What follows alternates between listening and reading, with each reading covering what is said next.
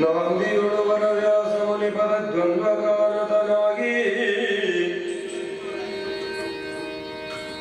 ಕವಿಗಳ ಸಂದಣಿಗೆ ಬಲ ಬಂದು ಬೇಡುವೆ ನೀ ಕಥಾಮೃತ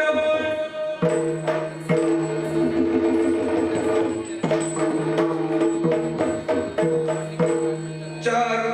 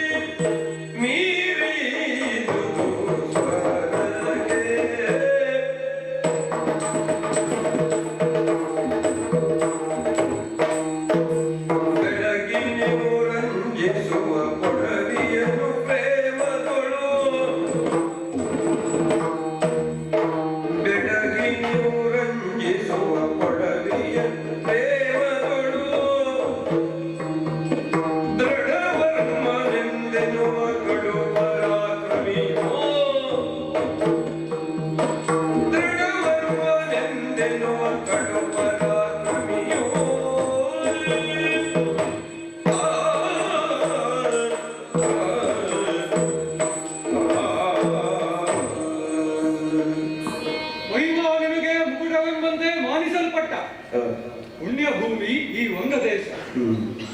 ಪರಮ ಪವಿತ್ರವಾದ ಗಂಗಾ ನದಿಯ ತಟಾಕದಲ್ಲಿ ಚಾರು ಸಂಭ್ರಮದಿಂದ ಮೆರೆಯುತ್ತಿದೆ ನಮ್ಮೀ ನಾಡು. ಸುತ್ತಲೂ ಇರುವ ಪರ್ವತ ಪಂಕ್ತಿಗಳಿಂದ, ವನ ಉದ್ಯಾನಗಳಿಂದ, ನದಿ ಕೊಳಗಳಿಂದ ಪ್ರಜಾಕೋಟಿಗೆ ಸಕಲ ಸುಖ ಸೌಕರ್ಯವೂ ಸಹಜವಾಗಿಯೇ ದೊರಕಿದೆ. ಪೂರ್ವ ಪರಂಪರೆಯಿಂದಲೇ ದೊರಕಿದ ಈ ರಾಜಪೀಠವನ್ನು ಏರಿದ ನಾನು ದೃಢವರ್ಮ ಎಂಬ ಅಭಿಧಾನದಿಂದ ಪ್ರಖ್ಯಾತಿಯನ್ನು ಪಡೆದಿದ್ದೇನೆ. ಪ್ರಜಾಜನ ಪರಿಪಾಲನೆಯಲ್ಲಿ ಯಶಸ್ಸಾದರೂ ಸಹ ಮಕ್ಕಳಿಲ್ಲ ಎಂಬ ಕೊರಗು ನನ್ನನ್ನು ಕಾಡಿದ ಕಾಲವೊಂದಿತ್ತು. ಆ ಸಂದರ್ಭದಲ್ಲಿ ನಾಡಿನ ಮಹರ್ಷಿಗಳು ನಮ್ಮಲ್ಲಿಗೆ ಬಂದು ನನ್ನ ವ್ಯಥೆಯನ್ನರಿತು ಅಭಿಮಂತ್ರಿಸಿದ ಚೂತ ಫಲವೊಂದನ್ನು ನನಗೆ ನೀಡಿದರು. ಅದರ ಫಲದಿಂದಾಗಿ ನನ್ನ ಮಡದಿ ಸೌರಂಭೆ ಹೆಣ್ಣು ಮಗುವೊಂದನ್ನು ಧರಿಸಿದರು. ಆಕೆಗೆ ರತ್ನಾವತಿ ಎಂಬುದಾಗಿ ನಾಮಕರಣವನ್ನೂ ಮಾಡಿದರು. ಬಾಲ್ಯ ಕೌಮಾರ್ಯವನ್ನು ಕಳೆದು ರತ್ನಾವತಿ ಬೆಳೆದು ನಿಂತ ಪರಿ ಹೇಗೆ ಪದುಮ ಸಖನ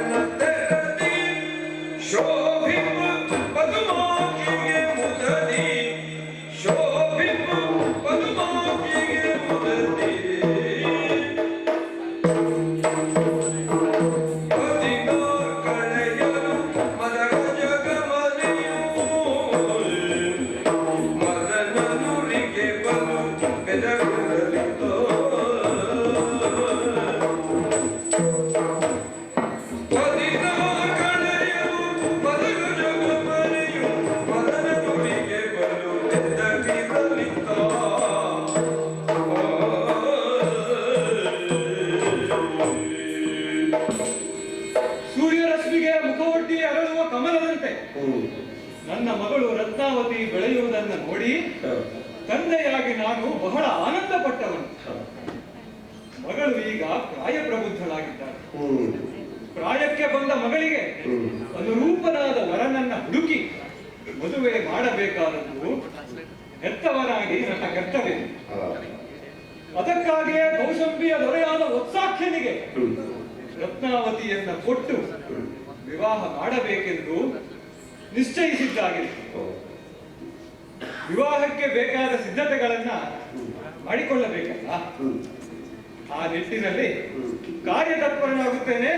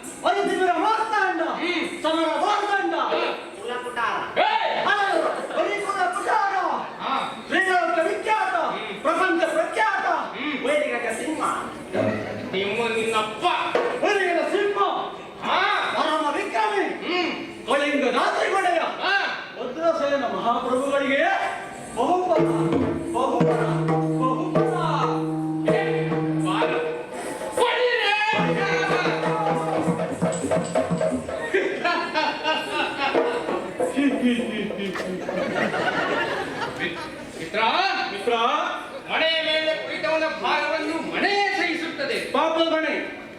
ಆದರೆ ಸಿಂಹಾಸನದ ಪರಿಸ್ಥಿತಿ ಹಾಗೇನು? ಖಂಡಿತ ಅಲ್ಲ. ಆ ಸಿಂಹಾಸನದ ಜವಾಬ್ದಾರಿ ಆತನನ್ನು ಯಾವ ಏನಿರ್ತಾನಲ್ಲ ಅವನ ತಲೆಯನ್ನು ಏನಿರ್ತದೆ. ಹೌದು. ಅಷ್ಟು ಜವಾಬ್ದಾರಿಯುತವಾದಂತಹ ಕೆಲವು ಏರಿದವರ ತಲೆಗೆ ಏರಿಸ್ತದೆ. ಹಾ ಅಂತೆಯೇ ಕಳಿಂಗದ ತ್ರಿಪಡೆಯನಾದ ನಾನು, ಭದ್ರಸೇನ ನಾಮಕನಾದ ನಾನು ಆ ಜವಾಬ್ದಾರಿಯನ್ನು ನಿಷ್ಠೆಯಿಂದ ಪಾಲಿಸುತ್ತಾ ಬರುತ್ತಿದ್ದೇನೆ ಎನ್ನುವುದಕ್ಕೆ ಅನುಮಾನವೇ ಇಲ್ಲ. ಖಂಡಿತ ಇಲ್ಲ. ಅದಕ್ಕೆ ಸಾಕ್ಷಿ ಏನು? ಪ್ರಜೆಗಳೆಲ್ಲರೂ ನನ್ನನ್ನು ಹಾಡಿ ಹೊಗಳಿ ಕೊಂಡಾಡುತ್ತಿದ್ದಾರೆ. ಹಾಡಿ ಹೊಗಳಿ ಹೊಗಳಿ ಹೊಗಳಿ ಸುತ್ತಾಗಿ ಕೆಲವರು ಮನೆಯಲ್ಲೇ ಉಳ್ಕೊಂಡಿದ್ದಾರೆ. ಇನ್ನೂ ಭಕ್ತಿಯಾಗಲಿಲ್ಲ. ಸುಮಾರಾಸನೂ ಭಕ್ತಿಯಾಗಿದೆ. ಕೆಲವರು ಇನ್ನು ಬರುವ ಬೇಡ ಅಂತ ಯೋಚನೆ ಮಾಡ್ತಾ ಇದ್ದಾರೆ. ಕೆಲವರು ಬರಬೇಕು ಅಂತಿದ್ದವರಿಗೆ ಬೇರೆ ಏನೋ ಕೆಲಸ ಗೊತ್ತು ಬರಲಿಲ್ಲ. ಬೇರೆಯವರ ಬಗ್ಗೆ ಸುದ್ದಿ ಬೇಡ. ಮತ್ತೆ ನನ್ನ ನಾಡು ಸುಭಿಕ್ಷೆಯಿಂದಿದೆ. ಕ್ಷಾಮ ಠಾಮರಗಳ ತೊಂದರೆ ಇಲ್ಲ. ಕಳ್ಳ ಕಾಕರ ಭೀತಿ ಇಲ್ಲ.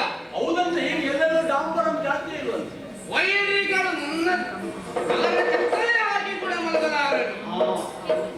ಮಿತ್ರ, ಸಕಲ ಸೌಭಾಗ್ಯ ಸಂಪತ್ತು ಎಲ್ಲವೂ ಇದ್ದರು. ಅದೊಂದು ಇಲ್ಲವಾಗಿ ಹೋಯಿತು ನೋಡ. ಯಾವುದು? ಅದೇ ಮದುವೆ ಅಂತ ಆಗಲೇ ಇರುವಂತ ಒಂದು ಮದುವೆ ಆಗಲಿಲ್ಲವಲ್ಲ. ಆಗಲ್ವೋ ವಿವಾಹ ಎಂಬ ಸಂಸ್ಕಾರ ನನಗಿನ್ನು ಕೂಡಿಯೇ ಬರಲಿಲ್ವಲ್ಲೋ. ಮಿತ್ರ, ನನಗೆ ಮದುವೆಯ ವಯಸ್ಸು ಬಂದಾಗಲಿಂದಲೂ ನಾನು ಎಣಿಸುವುದು ಏನು? ಈ ಸಲ ನಂದೇ, ಈ ಸಲ ನಂದೇ, ಈ ಸಲ ನಂದೇ, ಈ ಸಲ ನಂದೇ. ಈ ಸಲ ಆದ್ರೂ ನಂದಾಗತ್ತಾ ಅಂತ ಈ ವರ್ಷವೂ ನಿರಾಸೆ ಇಲ್ಲಪ್ಪ. ಆದ್ರೂ ಛಲ ಬಿಡುವುದಿಲ್ಲ. ಮುಂದಿನ ಸಲ ನನ್ನದೇ. ಹೌದಪ್ಪ. ಏನು ನನಗೆ ನನ್ನ ರೂಪಕ್ಕೆ ಹೆಣ್ಣುಗಳ ಮರವೇನು? ಇಲ್ಲಪ್ಪ. ನಾನು ಮನಸ್ಸು ಮಾಡಿದರೆ ರಂಬೆ ಊರ್ವಶಿ ಮೊದಲಾದಂತಹ ಅಪ್ಸರಾಂಗನೆಯರು ಸಾಲು ಸಾಲಾಗಿ ಬಂದು ನಿಂತಾರೆ. ಸಾಲು ಸಾಲಾಗಿ ನಿಂತು ಗಲಾಟೆ ಆಗುದಂತಲ್ಲ ಯಾವಾಗಲೂ. ಏನು ಮಾಡುವುದು? ಈಗಿನ ಹೆಣ್ಣು ಮಕ್ಕಳಿಗೆಲ್ಲ ಪ್ರಚಾರದಲ್ಲಿರುವವರೇ ಬೇಕು. ಅಂತ ಎಲ್ಲರೂ ನನಗೆ ಸರಿ ಸಮಾನವೇನೋ, ನನಗೆ ಸರಿ ಹೊಂದುವುದು ಬೇಡವೇನೋ? ಖಂಡಿತ ಇಲ್ಲ. ಯಾರಾದ್ರೂ ಮದುವೆ ಆಗಬೇಕಾಗ್ತದೆ. ಹಾಗಾಗಿ ಬ್ರಾಹ್ಮಣರನ್ನು ಕಳುಹಿದೆ, ಹೆಣ್ಣೊಂದೊಂದು ಶೋಧಿಸಿಕೊಂಡು ಬನ್ನಿ ಅಂತ. ಬಂದರಲ್ಲ. ಹೌದಾ? ಒಂದು ವಾರ್ತೆಯನ್ನು ತಂದರು. ಏನು? ಅಂಗದೇಶದ ಒಡೆಯನಾದಂತಹ ದೃಢವರ್ಮನಿಗೆ ರತ್ನಾವತಿ ಎಂಬ ಪ್ರಾಯ ಸಮರ್ಥಳಾದಂತಹ ಮಗಳಿದ್ದಾಳಂತೆ. ಓಹೋ. ನೋಡಲು ರೂಪವತಿ, ಕುಲವತಿ, ಗುಣವತಿ, ಶೀಲವತಿ, ಸೌಂದರ್ಯವತಿ ಅಂತೆ. ಹೌದಾ? ಆ ಸೌಂದರ್ಯಕ್ಕೆ ಈ ಸೌಂದರ್ಯವೇ ಸರಿಯಂತೆ. ಹಾಗಾಗಿ ವಿನಯವಾಗಿ ರತ್ನಾವತಿ ಎಂಬ ನಿನ್ನ ಮಗಳನ್ನು ನನಗೆ ವಿವಾಹ ಮಾಡಿಕೊಡು ಎಂಬುದಾಗಿ ಅವನಿಗೆ ಲೇಖನವನ್ನು ಬರೆದು ಕಳುಹಿಸಿದೆ. ಆದರೆ ಅದಕ್ಕೆ ಬಂದ ಪ್ರತ್ಯುತ್ತರ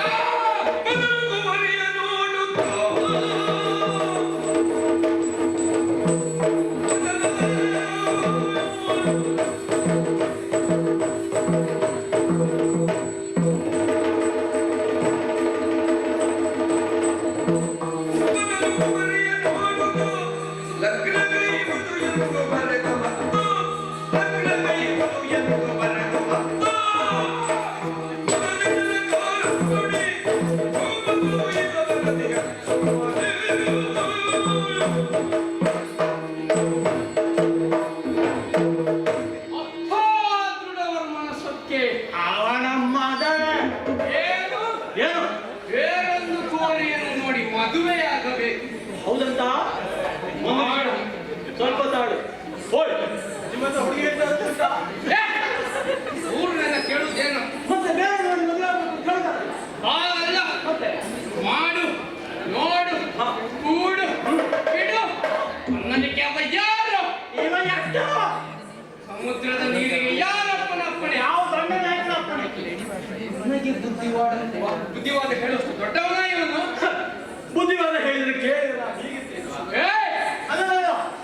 ಹೀಗಿರ್ತಿದ್ದು ಅವನಿಗೆ ತಕ್ಕ ಶಾಸ್ತಿಯನ್ನು ಮಾಡಲೇಬೇಕು. ಹಾಗಾಗಿ ಹಸ್ತಿ ಹಯರ್ಥ ಪದಾತಿಗಳೆಂಬ ಚತುರಂಗ ಸೇನೆಯನ್ನು ಸಿದ್ಧ ಮಾಡು. ಹೊಳೆಯಲಿ ನಗಾರಿ, ಹೊಳೆಯಲಿ ಬೇರೆ ಅವನ ಸಕ್ಕನ್ನು ಮುರಿಯುವುದಕ್ಕೆ ನಮ್ಮ ಸೇನೆ ಹೋಗುವ ಪರಿ ಹೇಗೆ?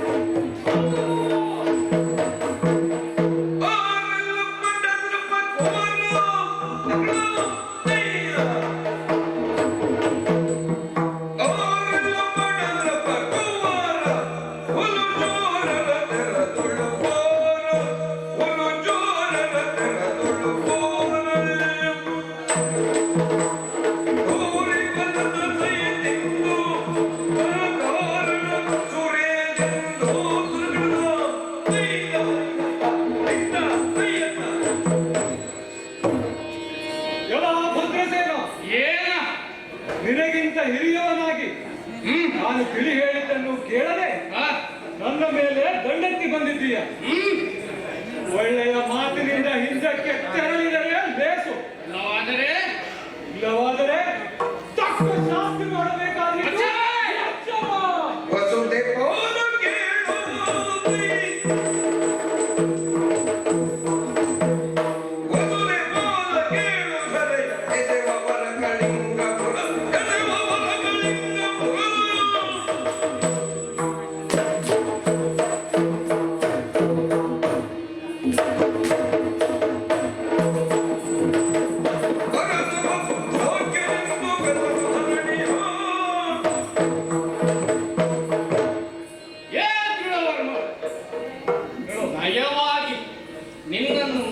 ನಿನ್ನ ಮಗಳನ್ನು ನನಗೆ ವಿವಾಹ ಮಾಡಿಕೊಡು ಎಂದು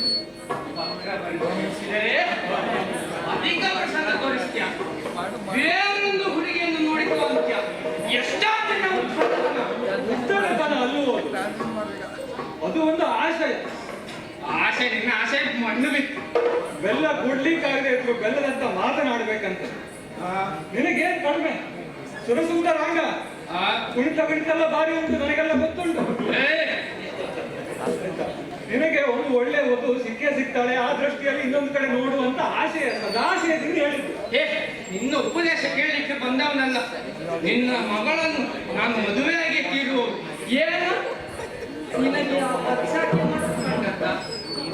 ನಾವೆಲ್ಲ ನಿನಗೆ ಕಾಣಲೇ ಇಲ್ವಾ? ನಿನ್ನ ಮಗಳನ್ನು ಮದುವೆ ಆಗ್ತೇನೆ. ಯೋಚನೆ ಮಾಡಬೇಕಾದದ್ದೇನು? ಒಳ್ಳೆ ಮಾತಿನಲ್ಲಿ ನಿನ್ನ ಮಗಳ ಕೈಯನ್ನು ನನ್ನ ಕೈಗೆ ಇಟ್ಟು ತಾರೆ ಎಂದು ಕೊಡ್ತೀಯಾ? ಮಾತು ಕೊಟ್ಟಾಗಿದ್ರೆ ಸಾಧ್ಯವಿಲ್ಲ. ಹಾಗಿದ್ದರೆ ನಿನಗೆ ತಿಳೋದಕ್ಕೆ ನಿಶ್ಚಯ.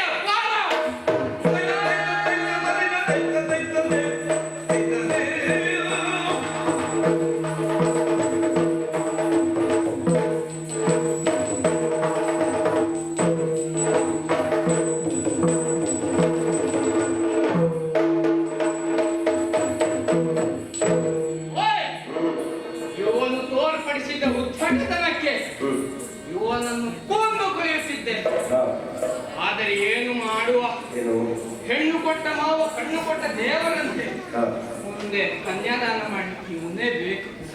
ಹಾಗಾಗಿ ಅಟ್ಟಿದ ಸೆನೆಗೆ ಎಷ್ಟೊತ್ತು ವಿರೋಧಿಸಿಯಾನು. ಒಂದು ಮದುವೆಯಾಗಿ ಮಗು ಆದ್ರೆ ಅಜ್ಜನಾದ ಮೊಮ್ಮಗನ್ನು ಆಟಾಡಿಸಿ ಇವರೇ ಓಡಿ ಓಡಿ ಬರ್ತಾನೆ. ಅದೆಲ್ಲ ಸಾಯಿ ಇದ್ರೆ ಅದರ ನಡುವೆ ಇವ ಎಲ್ಲಿ ರಾಯ, ಹೇ ಹನುಮರಾಯ, ಹೇ ರಾಯ, ಹೇ ಹನುಮರಾಯ.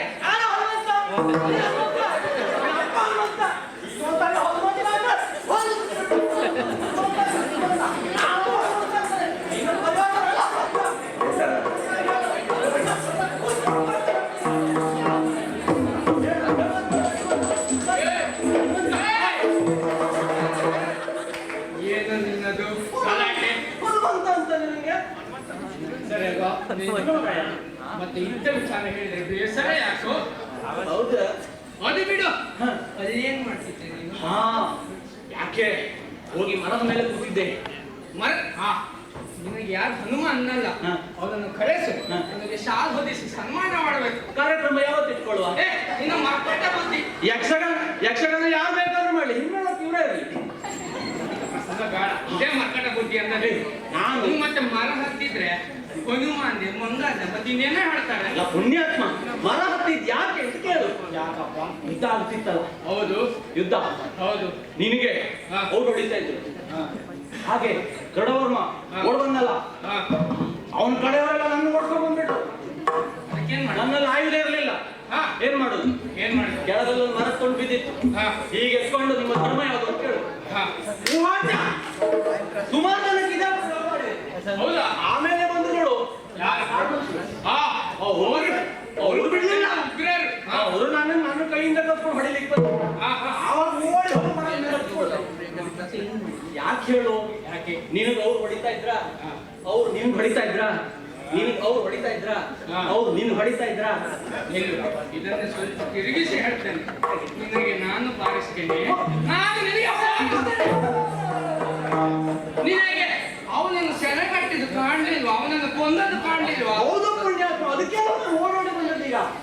ಮತ್ತೆ ಈಗ ಹಾ. ಒಂದು ವೇಳೆ ಹಾ. ಯುದ್ಧ ಮಾಡುವಾಗ ಹಾ. ನಿನಗೇನಾದ್ರೂ ಹೆಚ್ಚು ಕಮ್ಮಿ ಆಗಿದೆ ಏ ಆಗುದಿಲ್ಲ ಹಾ. ಆಗುದಿಲ್ಲ.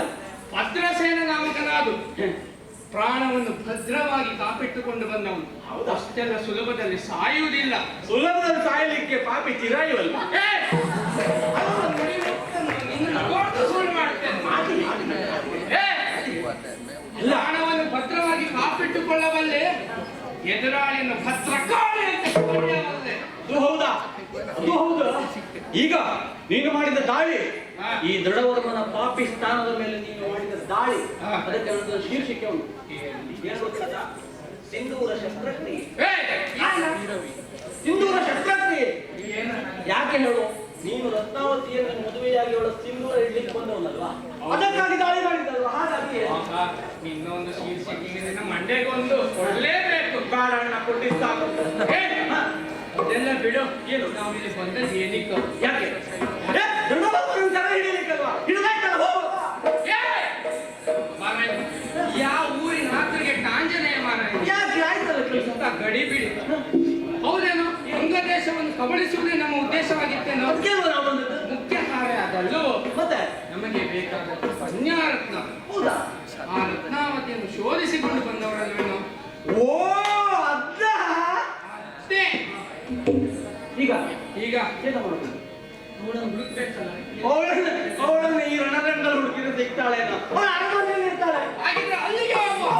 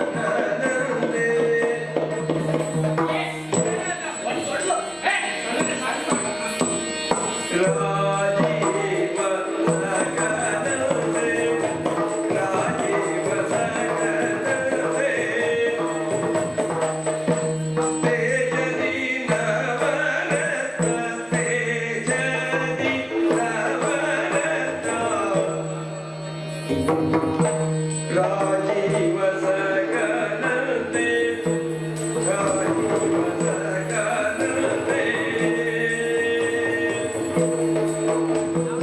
ತೇಜದಿ ನವರತ್ನ ತೇಜದಿ ನವರತ್ನ ರಾಜಿ ಇಂದಿಹ ಮೃಗರಾಜ ಪೀಠವ ನೋಡಿ ರಾಜಿ ಇಂದಿಹ ಮೃಗರಾಜ ಪೀಠವ ನೋಡಿ ಮೃಗರಾಜ ಪೀಠ ಮೃಗರಾಜ ಪೀಠವ ನೋಡಿ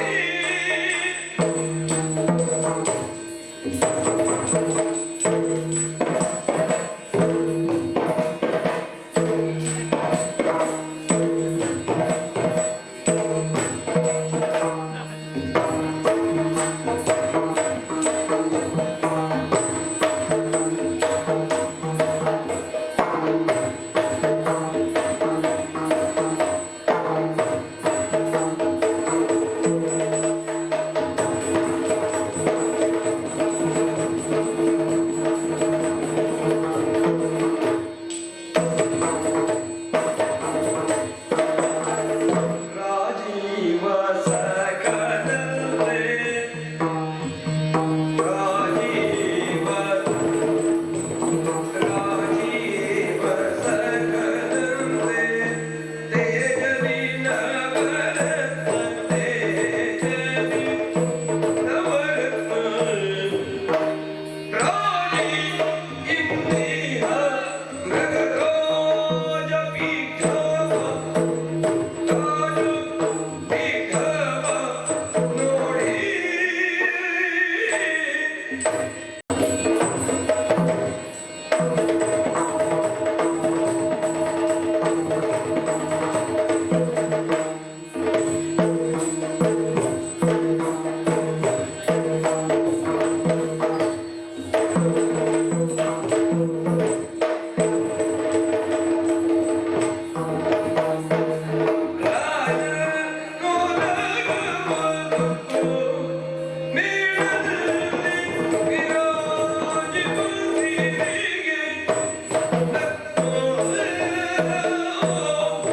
ಮಿತ್ರ, ನೋಡಿದೇನು? ನೋಡ್ತಾ ಇದ್ದೇನೆ. ಏನು ವೈಭೋಗ, ಏನು ಸಡಗರ! ಎಂತ ವೈಭವ, ಎಂತ ವೈಭವ. ಅರಮನೆಯನ್ನು ಪ್ರವೇಶಿಸುತ್ತಿದ್ದಂತೆ ಹಾ ಬಂದು ಸೇರಿದ್ದೆ ರಾಜನೊಳಗ. ರಾಜನೊಳಗುವ. ಹೌದು. ಓ ಅಲ್ಲಲ್ಲಿ ವಿಚಿತ್ರವಾದ ಹಾ ತೈಲ ಚಿತ್ರಗಳು, ಓ ಶಿಲ್ಪ ಒಳ್ಳೆ ಹೊಡಿತಾ ಇದ್ದಾವೆ. ಶಿಲ್ಪಕಲೆಗಳು ಹಾ ಎಂಥವರನ್ನು ಬೆರಗಾಗಿ ಮೂಡಿಸುತ್ತದೆ. ಹೌದಲ್ಲ. ಮೇಲೆ ನೋಡಿದೇನು? ಮೇಲೆ ನೋಡು ಮಾರಾಯ, ಒಳ್ಳೊಳ್ಳೆ ರಂಧ್ರಗಳು ಉಂಟು. ಬಹುಶಃ ಕಟ್ಟಡ ಹಳೆಯದ. ಏ ಆಗಲ್ವೋ? ಹೊರಗಿನಿಂದ ಸೊಂಪಾದ ಗಾಳಿ ಬಂದು ಒಳಗಿದ್ದವರಿಗೆ ತಂಪು ಮಾಡಿದಂತಹ ವಾಯು ನಿಯಂತ್ರಿತವಾದಂತಹ ಸಭೆ. ಹವಾನಿಯಂತ್ರಣದ ವ್ಯವಸ್ಥೆ. ಮಿತ್ರ, ನೋಡಿದೇನು? ನೋಡ್ತಾ ಇದ್ದೇನೆ. ಇಡೀ ಸಭೆಯಲ್ಲಿ ಉನ್ನತ ಸ್ಥಾನದಲ್ಲಿ ಹಾ ನವರತ್ನ ಖಚಿತವಾದಂತಹ ಆ ಸಿಂಹ ವಿಸ್ತೀರ್ಣವನ್ನು ನೋಡಿದೆ. ಇಲ್ಲ ಇಲ್ಲ. ಒಂದು ದೇಶ ಶ್ರೀಮಂತವಾಗಿದೆ ಅಂತ ಹೇಳಬೇಕಂದ್ರೆ ಹಾ ಆ ರಾಜ್ಯದ ಆಸ್ಥಾನದ ಸಿಂಹಾಸನವನ್ನು ನೋಡಿದರೆ ಹೇಳಬಹುದಂತೆ. ಹಾ ಹಾ ಹಾ. ಆ ಮಟ್ಟಿಗೆ ಅಂಗದೇಶ ಶ್ರೀಮಂತ ಎನ್ನುವುದು ಖಚಿತವಾಯಿತು. ಖಂಡಿತ ಹೌದು. ಏನೋ ಈ ಸೌಂದರ್ಯವನ್ನು ನೋಡ್ಲಿಕ್ಕೆ ಅಥವಾ ಹೋಗ್ಲಿಕ್ಕೆ ಬಂದದ್ದೇನೋ. ಹಾ ಮತ್ತೆ ಮತ್ತೆ ನೀವು ರತ್ನಾವತಿಯನ್ನು ಅರಸಿ ಬಂದವರಲ್ಲೇನೋ. ಏ ಪುಣ್ಯದ ರತ್ನವತಿ ಇಲ್ಲಲ್ಲಿ ಇರ್ತಾಳ. ಇಲ್ಲಿ ಇಲ್ಲ ಅಂದ್ರೆ ಅವತ್ತು ಇನ್ನೆಲ್ಲಿ ಇರ್ತಾಳೆ? ಇಲ್ಲಲ್ಲಿ ಇರ್ತಾಳೆ. ಅವಳು ಅಂತಃಪುರದಲ್ಲಿ ಇರ್ತಾಳೆ. ಹಾ ಆದ್ರೆ ಅಂತಃಪುರಕ್ಕೆ ದಾರಿ ಯಾವುದು? ನೀನ್ ದಾರಿ ಅವನು ಹುಡುಕುದು ಬೇಡ ಪುಣ್ಯಾತ್ಮ. ನೀನ್ ಹುಡುಕುದು ಬೇಡ ಅಂತ ಹೇಳಿ ಅಲ್ಲಿ ನೋಡಲ್ಲ. ಆ ವಿಶಾಲವಾದ ಬಾಗಿಲುಗಳು ಕದವನ್ನು ತೆರೆದು ಕರ ಬೀಸಿ ಇತ್ತ ಬಾ ಅಂತ ಮತ್ತೆ ಎಲ್ಲಿ ನೋಡ್ಬೇಕು ಅಲ್ಲಿ ನೋಡ್ಬೇಕು. ಸುಮ್ಮನೆ ಸಿಂಹಾಸನ ನೋಡಿದ್ರೆ ಆಗೋದಿಲ್ಲ. ಹೌದಾ? ಹಾ ಎಲ್ಲಿ ಹೋಗುದು ಎಲ್ಲಿ ನೋಡ್ ನೋಡ್ಬೇಕು. ನನ್ನಂತವರಿಗೆ ಸಿಂಹಾಸನದ ಮೇಲೆ ದೃಷ್ಟಿ, ಹೌದು, ನಾನು ನನ್ನಂತವರಿಗೆ ಹೊರಡುವವರಿಗೆ ಅದೇ ದೃಷ್ಟಿ. ಎಷ್ಟೊತ್ತಿಗೆ ಹೋಗುದು? ಏ ಅದನ್ನು ಹೊಕ್ಕು ಅಂತಃಪುರದ ಬಗ್ಗೆ ವಿಚಾರಿಸೋಣವಂತೆ. ನಡಿ ಹೊರಡು.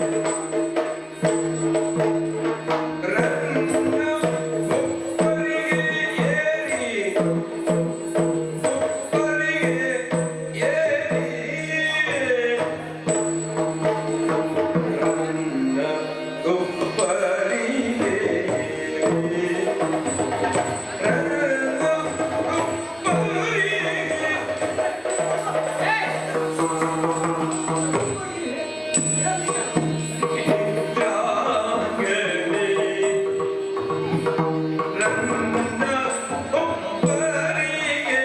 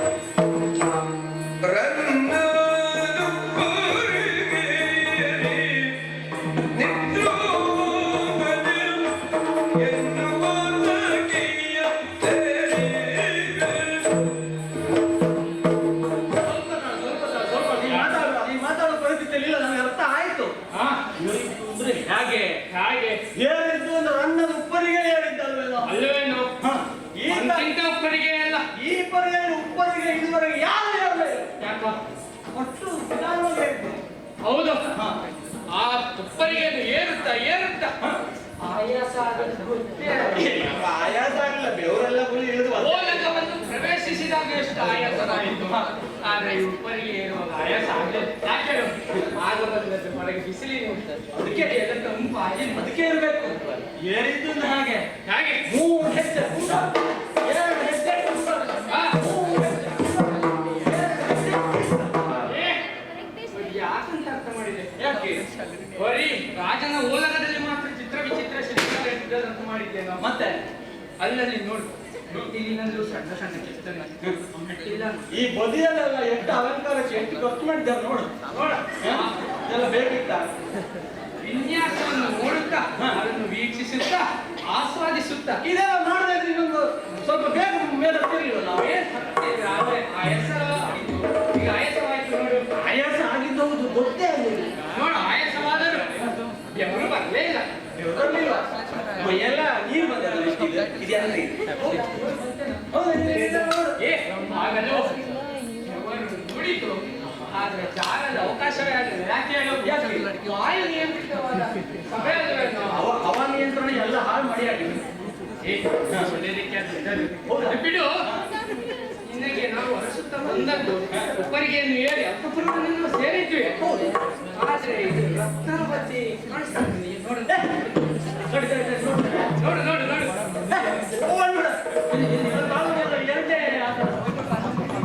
ಹಿಂದೆ ಏನ್ ಮಾಡ್ತಿದ್ದಾರೆ? ನೋಡ್ಲಿಕ್ಕೆ ಚಂದ ಇದ್ದಾಳೆ. ಹೌದಾ? ಬಾಯಿ ಮಾತ್ರ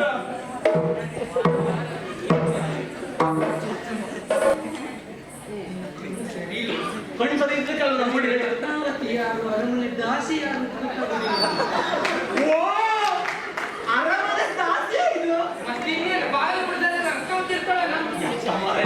ಅರಮನೆ ದಾಸಿ ಎಷ್ಟು ಚಂದ ಇದ್ರೆ ರತ್ನಾವತಿ ಎಷ್ಟು ಚಂದ ಇರ್ಬೋದು. ಇನ್ನಂತವರಿಗೆ ಅಜ್ಜಿಯೇ ಪಾಪ ಆ ವಿಧವೆ ಅಜ್ಜಿಯರಿಗೆಲ್ಲ ನೀನು ಬಾಯಿ ಕೊಡ್ಲಿಕ್ಕೆ ಮುಂದಾಗಿಲ್ಲ ಮಾರಾಯ. ಬಿಡು ಮಾರ, ಹೌದು ಅವಳು ಅಲ್ಲ ಅಂತ ಆಯ್ತಲ್ಲ. ನನ್ನ ಕಣ್ಣಿಗೆ ರತ್ನಾವತಿ ಕಾಣುವುದಿಲ್ಲ. ನನ್ನ ಕಣ್ಣಿಗೆ ಮಾತ್ರ ಕಂಡಳು. ನೀನ್ ನೋಡಿದ್ಯಾ? ಯಾಕೆ ಹೇಳು?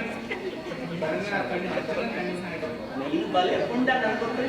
ಏ, ನನ್ನ ವಿಚಾರದೆಲ್ಲ ಹಾಗೆ. ನೋಡ, ರತ್ನಾವತಿ ನೋಡ್ಬೇಕೆಲ್ಲ ನೋಡಬೇಕೆಲ್ಲ. ಅದಕ್ಕೆ ನೀನು ಏನ್ ಮಾಡ್ಬೇಕು? ತಿರ್ಗಾ ತಿರುಗುದ? ತಿರ್ಗಾ ಏ, ತಿರುಗುದಂದ್ರೆ ಹಾಗೇನ? ತಿರುಗುದ ಮತ್ತೆ ಹಾಗೆ ಮಾರಾಯ. ಅರ್ಧಕ್ಕೆ ತಿರುಗ್ಬೇಕು. ಅರ್ಧ ತಿರುಗುದ? ಹೌದು. ಬಲದಿಂದವ ಎಡದಿಂದ? ಹೇಳಿ ಬಿಡಿ. ಪ್ರದಕ್ಷಿಣಂ ವಾ ಅಪ್ರದಕ್ಷಿಣಂ ನಿನ್ನ ಅನುಕೂಲಕ್ಕೆ, ನಿನ್ನ ಅಕ್ಕನಿಗೆ ನಿನ್ನ ಭಾವಕ್ಕೆ ಯಾರು ಬೇಕಂತ. ಈ ಹಬ್ಬ ಪುಣ್ಯಾತ್ಮ, ನಿನಗೆ ಇಷ್ಟೊತ್ತು ಈ ಸಂಜೆ ಹೊತ್ತು ಮನೆಗೆ ಇರುಳು ಬರುವುದರ ಕಣ್ಣು ಸಾಕು ಮಾರಾಯ. ಗಂಡು ಬರುವುದೇ ಸಂಜೆ ಹೊತ್ತು. ಯಾಕ? ಏ, ಅದು ನಮ್ಮ ಬಾಬಾದು ನಮ್ಮದೇ ಅಣ್ಣ ಮಾರಾಯ. ಏ, ಅಷ್ಟು ಆಚೆಗೆ ಹಾಕೊಂಡು ನೋಡಿದೆ, ಸ್ವಲ್ಪ ಈಚೆಗೆ ನೋಡಿ. ಈಚೆಗೆ? ಹಾ.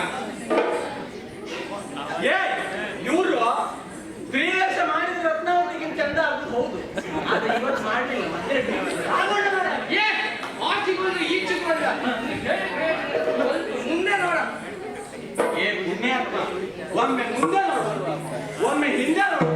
ನಾನು ಇರುವುದು ಒಬ್ಬ, ಎಲ್ಲ ನನ್ನ ಹಣೆ ಬರ ಇದೆ. ಮತ್ತೆ ಮಗಳ ಬಗೆಯನ್ನು ನೋಡುತ್ತಾ ಇದ್ದ ಆ ದೃಷ್ಟಿ ಮೇಲೆ ಗಮನ ಇಟ್ಟು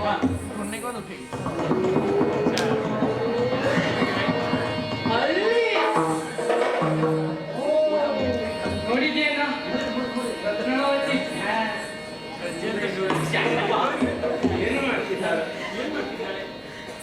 ರತ್ನ ಖಚಿತವಾದಂತಹ ಬಂಗಾರದ ವಜ್ರದ ಮೇಲೆ ನಿದ್ದೆ ಮಾಡಿದ್ದಾರೆ ಅಷ್ಟೇ, ಇನ್ನೆಂತ.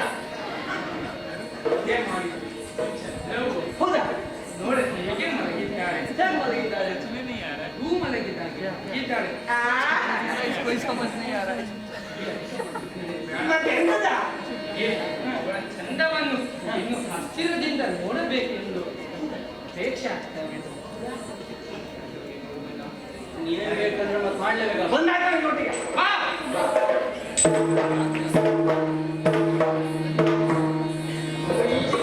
ಇಲ್ಲ ಆಚೆ ಬಾ. ನಾವು ಹೊರಗೆ ಹೊರಗೆ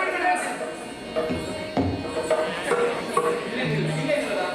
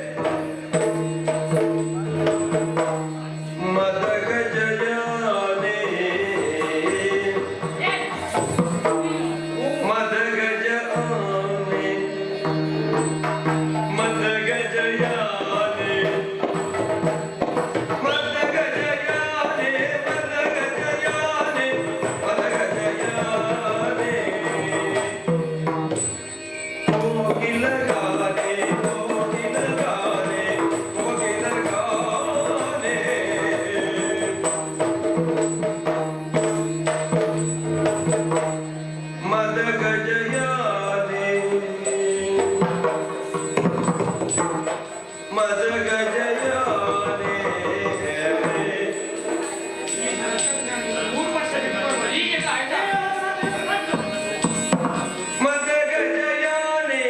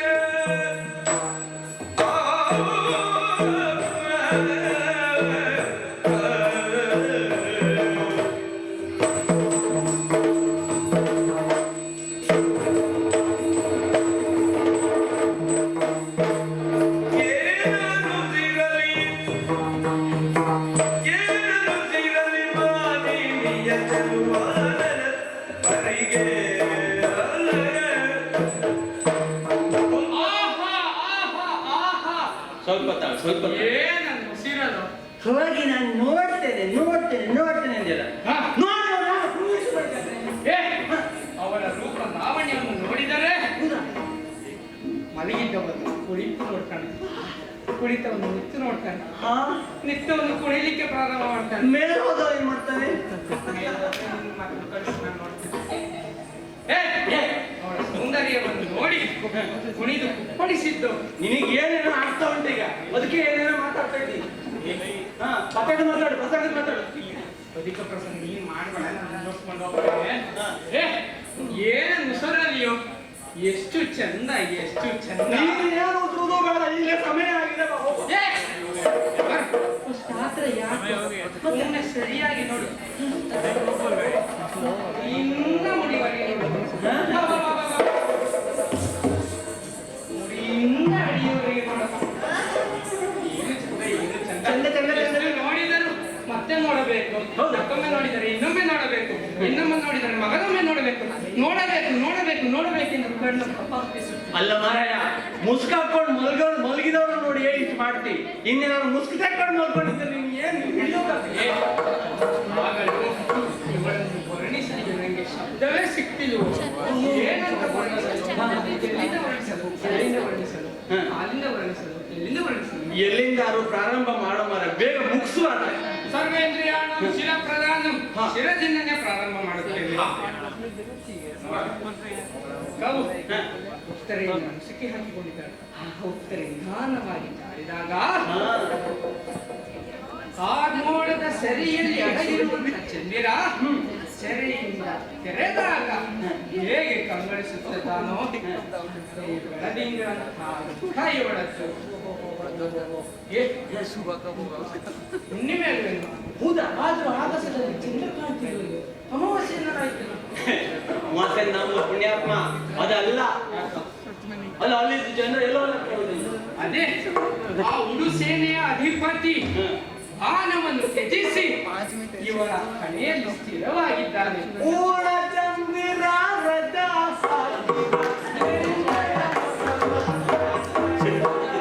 ಆಹಾ, ನೋಡು, ರವಿಕಾಂತನಿಗೆ ಸವಿಕಾಂತನಿಗೆ ಈ ಕಪಿಯನ್ನು ಕಂಡೇ ಎಲ್ಲ ಪುಣ್ಯಾತ್ಮ.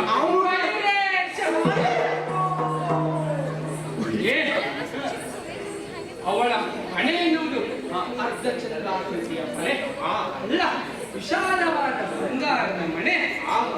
ಇನ್ನು ಎಂಬುದು ಕಮಲದಂತೆ, ಆ ಕಮಲದ ಸುತ್ತಲೂ ಸುರುಳುತ್ತಿರುವ ಗುಂಬಿಗಳು, ಅಂತೆಯೇ ಸುರುಳಿ ಸುರುಳಿ ಮುಂಗುರುಗಳು, ಇನ್ನು ಡೊಂಕಾಗಿ ತಿದ್ದಿದ ಕಾಮನ ಬಿಲ್ಲು, ಇನ್ನು ಅವರ ಕಣ್ಣು ಕಮಲದ ಹೆಸರು ಅಲ್ಲ, ಕಮಲ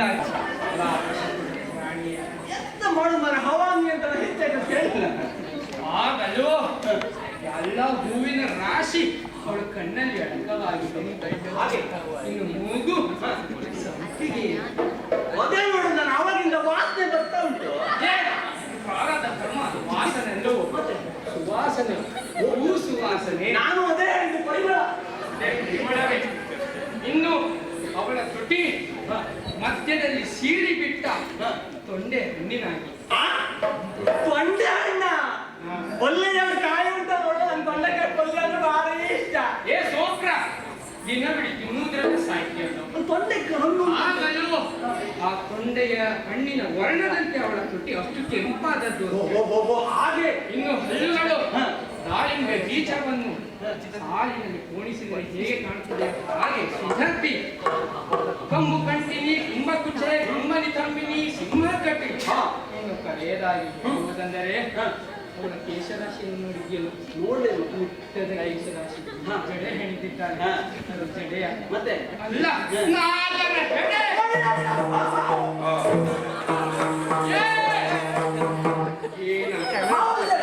ಹಾವ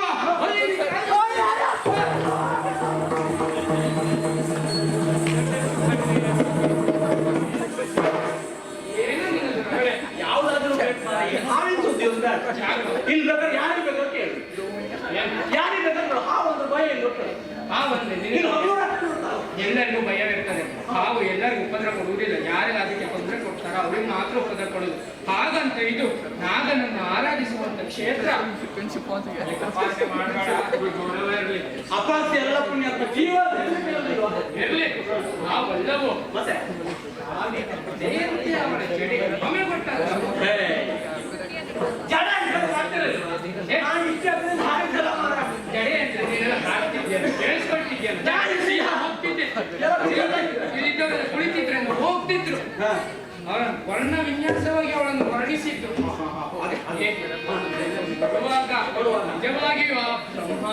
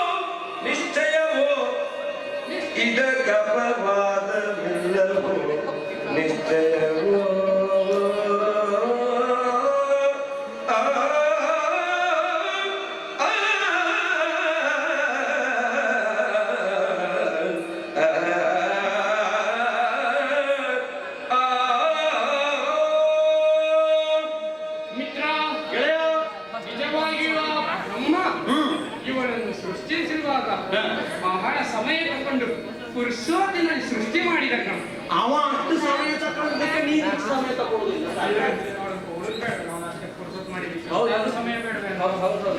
ನೋಡು, ಪ್ರಪಂಚದಲ್ಲಿ ಲೋಕ ಪುರುಷ ಸಾಮ್ಯ ಎಂಬ ವಾದ ಬಂದುಂಟು. ಹೌದಾ? ಪ್ರಪಂಚದಲ್ಲಿ ಅಡಗಿರುವುದೆಲ್ಲ ಮನುಷ್ಯನಲ್ಲಿ ಅಡಕವಾಗಿರುತ್ತದೆ. ಮನುಷ್ಯನಲ್ಲಿ ಇರುವುದೆಲ್ಲ ಪ್ರಕೃತಿಯಲ್ಲಿ ಪ್ರಕಟವಾಗ್ತದೆ. ಹಾಗೆಯೇ ಆ ಬ್ರಹ್ಮ ಈ ಪ್ರಪಂಚದಲ್ಲಿರುವ ಎಲ್ಲ ಸೌಂದರ್ಯದ ರಾಶಿಗಳಿಂದ ಚೂರು ಚೂರೆ ಸ್ವಲ್ಪ ಸ್ವಲ್ಪನೇ ತಗೊಂಡು ಎಲ್ಲ ತಂದು ಇಲ್ಲೇ ರಾಶಿ ಹಾಕ್ಬೇಕಲ್ಲ ಅವನಿಗೆ. ಏ ಹಾಗಲ್ಲವೋ ಮತ್ತೆ ಇನ್ನು ಕೂಡ ಚದುವೇನು ನಾನು ಹೇಗಾದರೂ ಮದುವೆ ಆಗಲೇಬೇಕು. ನಾನು ಒಂದು ಮದುವೆ ಆದಂತಾದರೆ ಈ ವೇದಿನಿಯಲ್ಲಿ ನನ್ನ ಭಾಗ್ಯಕ್ಕೆ ಎಡೆ ಉಂಟೇನೋ. ಇಲ್ಲಪ್ಪ, ನೀವು ಮೊದಲೇ ಸಮ ಇಲ್ಲ. ಅವಳನ್ನು ಮದುವೆ ಆದ್ಮೇಲಂತೂ ನಿಮಗೆ ಎಣೆಯೇ ಇಲ್ಲ, ಸಮವೇ ಇಲ್ಲ. ಸಮ ವಿಷಮ ಎಲ್ಲ ತೋರಿಸ್ತೇನೆ ಈಗ. ಆಗಲ್ಲ, ನಿನಗೆ ಸರಿ ಸಮಂದ್ರೆ ಯಾರು ಇಲ್ಲ ಅಂತ ಹೇಳಿ ಬಡಿ ಬಡಿ ಮಾತಾಡ್ತೇನೆ. ಬಡಿ ಬಡಿಯಲ್ಲಿ ಸಾಹಿತ್ಯ ಮಾಡ ಇವಳನ್ನು ನನ್ನ ಅಂತಃಪುರಕ್ಕೆ ಒಯ್ದು ಅಲ್ಲಿಯೇ ಮದುವೆ ಆಗ್ತೇನೆ. ಹೌದಾ? ಆದ್ರೆ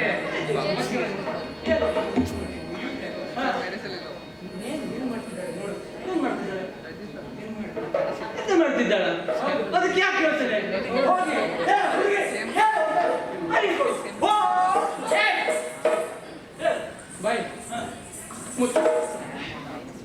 ನನ್ನ ಶರೀರ ಕೇಳಿಯೇ ಎಲ್ಲಾದರೂ ಗಾಬರಿಯಾಗಿ ಎದ್ದು ಹೂ ಹಾರಿದರೆ ಮತ್ತೆ ಈ ಕತ್ತಲಲ್ಲಿ ನಿನ್ನ ಜೀವನ ನೋಡಿ ಯಾವುದೋ ವಿಚಿತ್ರ ಪ್ರಾಣಿಯ ನೆನೆಸಿದರೆ ನನ್ನ ಕೈಯಲ್ಲಿ ಸಂಭಾಳಿಸಬೇಕಾಗ. ಇದೆಲ್ಲ ಬೇಡ, ನನಗೆ ಭರವಸೆ ಉಂಟು.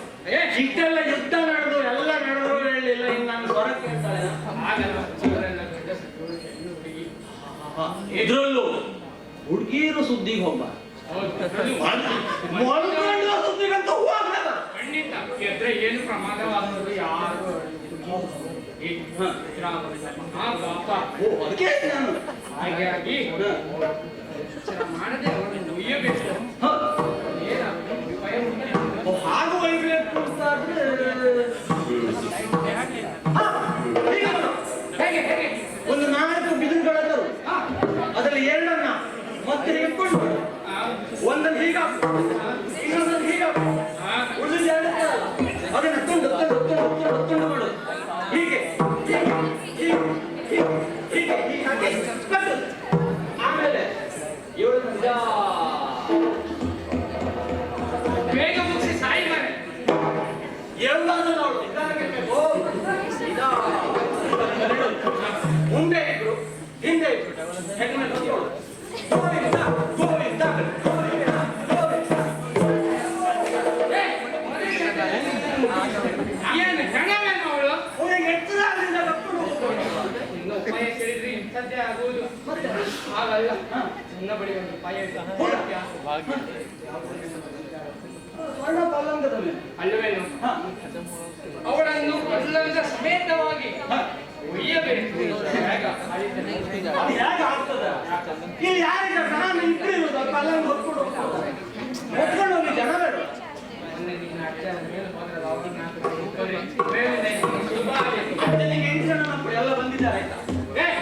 ಆಗಲು ಇರುದ್ರೆ ನಾವು ನಮ್ಮಿಬ್ಬರ ಬಿಟ್ಟರೆ ಇನ್ಯಾರೇ ಇರ್ಬೇಕು. ಅದಕ್ಕೆ ಏನು ಮಾಡಿ? ಈ ಗಂಡಸು ಹೌದು ಅಲ್ವಾ?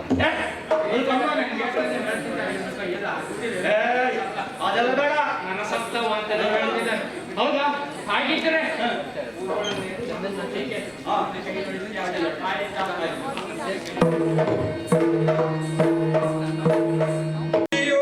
ಹೊರಗಿರಿಗಳು ಕಳೆದು ಬಲುಮದಗಲು ಗಯಲು ದಿಂಡೀರವರಿರುವ ವರದೆಡೆಗೈದೆ.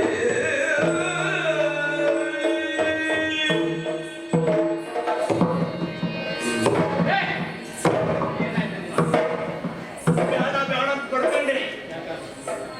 ಮಂಚ ಹೋಗಿದ್ದಲ್ಲ ಪುಣ್ಯಾತ್ಮ. ವಯಸ್ಸಾಯ್ತು, ನಿನ್ ಕೈಯೆಲ್ಲ ಆಗುದಿಲ್ಲ ಇದೆಲ್ಲ. ಏ ಹೌದಾ? ಆಯಾಸವಾದದ್ದು ಹೌದು. ಹೌದಾ? ನೋಡ ನಿನ್ನದದ್ದು ಯಾರು? ಯಾವುದು? ಇಂಡೀರವನ. ನೀರು ಹೃದಯ. ಏ ಅವಳು ಸುತ್ತಲೂ ಸಂಪಾದ ವಾತಾವರಣ ತಂಗಾಳಿಯನ್ನು ಬೀಸುತ್ತಾ ಇದೆ. ಆಯಾಸವೂ ಆಗಿದೆ. ಹೌದು. ಇನ್ನು ದೇವನನ್ನು ಮರಣ ಮಾಡುವ ಮೊದಲು ಇಲ್ಲಿಯೇ ಸ್ವಲ್ಪ ತಂಗಿ ವಿಶ್ರಾಂತಿಯನ್ನು ಪಡೆದು ಮುಂದಿನ ಕಾರ್ಯದ ಬಗ್ಗೆ ನಂತರ ವಿಚಾರ ಮಾಡೋಣ. ಆಗಲಿ.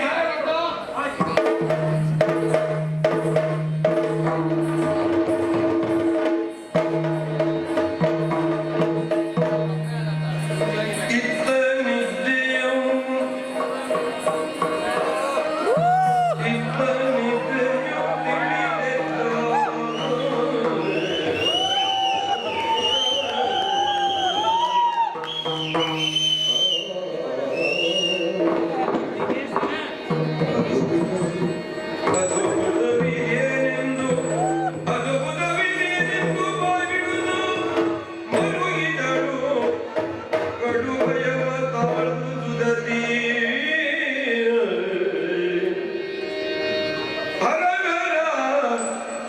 ಕರುಣಾನಿದೆ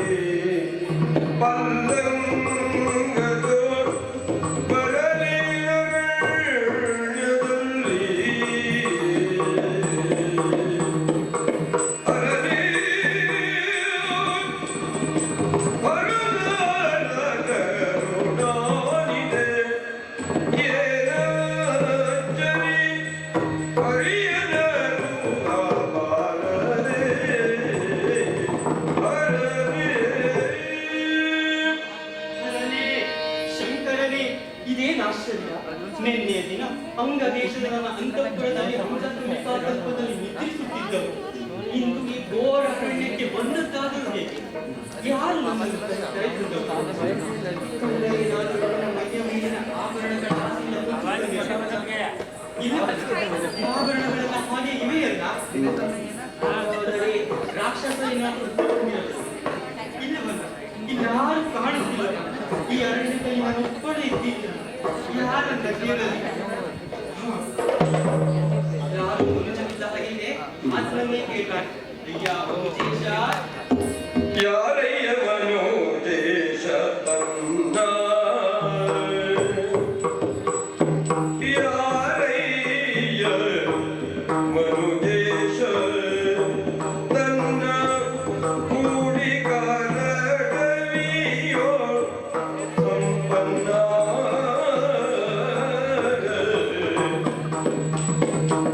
ಎಂದ ಕೂಡಿ ಕರಡವಿಯೋ ಸಂಪನ್ನ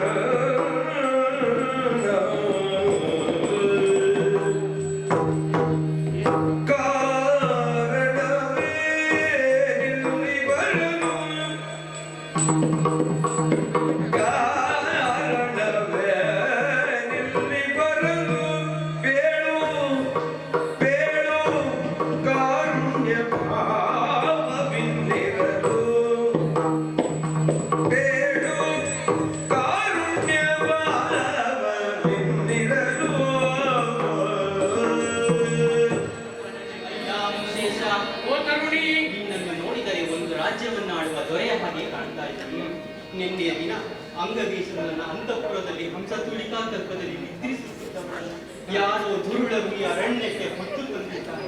ಅಯ್ಯ, ನಿನಗೆ ನನ್ನನ್ನು ಇಲ್ಲಿಗೆ ಹೊತ್ತು ತಂದಿರುವರು ಯಾರೆನ್ನುವ ದಯಮಾಡಿ ಹೇಳ್ತೀನಯ್ಯ. ಓ ತರುಣಿ,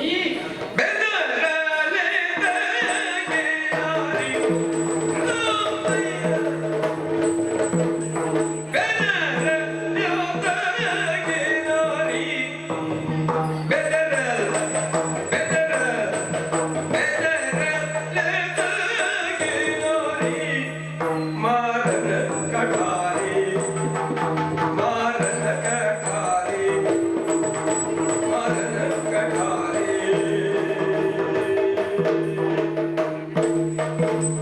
ಬೆದರ ಜೊತೆಗೆ ನಾರಿ ಬೆದರಲದಕ್ಕೆ ನಾ ಪದೆಯೊಳಿರಲು ನೀ ಎರಡು ಬದಲಲ್ಲಿ ಮುಖವನ್ನು ತಡೆದು ಓ ತರುಣಿ, ಹೆದರಬೇಡವೇ. ಅಪರಿಚಿತನನ್ನು ಸಂಬೋಧಿಸಿದೆಯಲ್ಲವಾ, ಪರಿಚಯ ಮಾಡಿಕೊಂಡರೆ ಸಂಬಂಧವೂ ಗಟ್ಟಿಯಾಗುವುದು, ಭಯವೂ ದೂರ ಹೋಗುವುದು. ಓ ತರುಣಿ, ಹೇಳಿರಬಹುದು, ಕಳಿಂಗ ಎಂಬ ದೇಶಕ್ಕೆ ಭದ್ರಸೇನ ಎಂಬ ಸಿಬ್ಬಂದಿ ಅವನು ನಾನೇ. ಚಿಂತಿಸಬೇಡ, ಈ ಕಾರಣಕ್ಕೆ ಇಲ್ಲಿಯವರೆಗೆ ನಿನ್ನನ್ನು ಹೊತ್ತುಕೊಂಡು ಬಂದವನು ನಾನೇ. ಹಾ,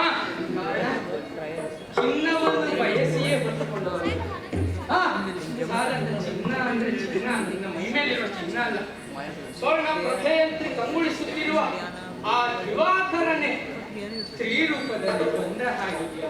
ಆ ದಿನೇಶನ ಸ್ತ್ರೀ ರೂಪದಲ್ಲಿ ಬಂದ ಹಾಗಿತ್ತು. ಸ್ವರ್ಣ ಪ್ರಭೆ ನೀವು ಆ ಚಿನ್ನದಂತ ಮೈಯನ್ನು ಬಯಸಿಯೇ ಬಂದವನು.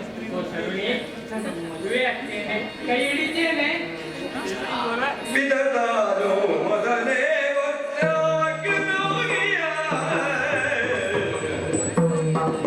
ಬಿದದಾರು ಮೊದಲೇ ಸಾಕ್ಷರಾಗಿಯ ದರಪತಿಯ ನೀ ಭರಿಸುವುದೆನುತ ದರಪತಿಯ ನೀ ಭರಿಸುವುದೆನುತ ಇತರಿ ಬೇಡಿದ ಪಿಂಗಾತ ನುಡಿಗುಲ್ಲಂಗಿದೆ ಇತರಿ ಬೇಡಿದ ಪಿಂಗಾತನ ನುಡಿಗುಲ್ಲಂಗಿದೆ ಇತಲೆಂದು ದೇರದೆ ನಿನ್ನ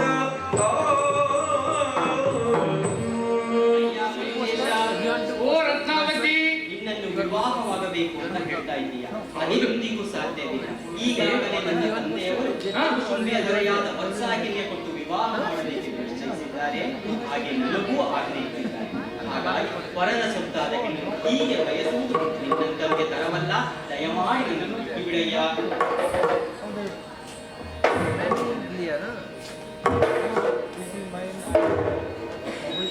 ಓ ನಗುವಿ, ಈಗ ಯಾರಾದ್ರೂ ಹೇಳ್ತಾರೆ ಹೀಗೆ ಬೇಡುವರೆ ಸಖಿ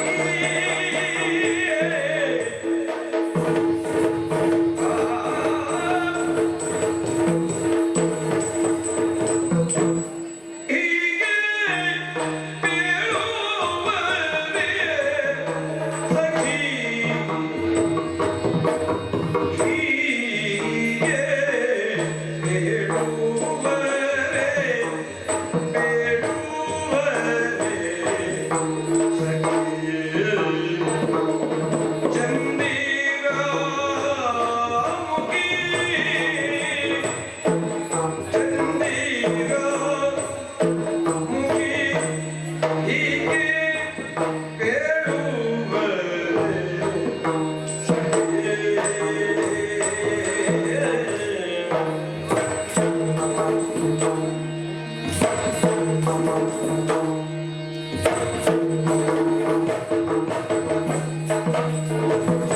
ಹೀಗೆ ಬೇಡುವುದೇಕೆ ಹೀಗೆ ಬೇಡುವುದೇಕೆ ಎಲ್ಲೋಳು ನಾಗಗಮನೆ ನಾಗಗಮನೆ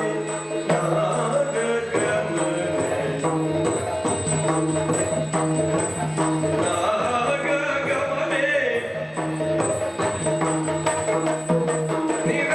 ನಿರಂತರದಿ ಸುಖ ಭೋಗಿಸುತ್ತ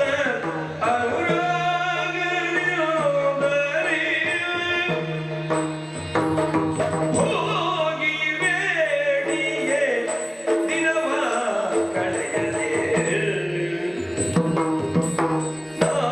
ನಾಗಗಮನೆ ನಾಗಗಮನೆ ನಿರಂತರದಿ ಸುಖ ಭೋಗಿಸುತ್ತ ಸುಖ ಭೋಗಿಸುತ್ತ ಅನುರಾಗದಿರುವುದರಿ ಹೋಗಿ ಬೇಡಿಯೇ ದಿನವ ಕಳೆಯದೆ ಹೀಗೆ ಬೇಡುವರೆ ಸಖಿ ಚಂದಿರ ಮುಖಿ ಹೀಗೆ ಬೇಡುವರೆ ಸಖಿ ಹೀಗೆ ಬೇಡುವರೆ ಸಖಿ ಚಂದಿರ ಮುಖಿ ಹೀಗೆ ಬೇಡುವರೆ ಸಖಿ